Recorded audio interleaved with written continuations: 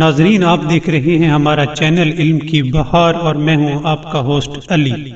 ناظرین، ایک شخص امام جعفر صادق علیہ السلام کی خدمت میں حاضر ہوا اور کہنے لگا، فرزند رسول، مجھے کمزور معدے کی شکایت ہے، آپ اس بارے میں میری رہنمائی فرمائیں۔ ناظرین، تب امام جعفر صادق علیہ السلام اس شخص سے مخاطب ہوئے اور فرمایا، اے بندہ خدا، میری بات غور سے سنو، تم کھانا کھانے کے بعد اپنے پیٹ پر ہاتھ پھیر کر یہ دعا پڑھ لیا کرو، بے شک یہ دعا پڑھنے سے تمہارا معدہ قوی و طاقتور ہو جائے گا اور کمزور معدے کی شکایت دور ہو جائے گی۔ ناظرین، اس واقعے سے ہمیں سبق ملتا ہے کہ جن لوگوں کے معدے کمزور ہوں انہیں چاہیے کہ پیٹ پر ہاتھ پھیر کر یہ دعا پڑھ لیا کریں، اللہ کے حکم سے ان کا معدہ قوی اور طاقتور ہو جائے گا۔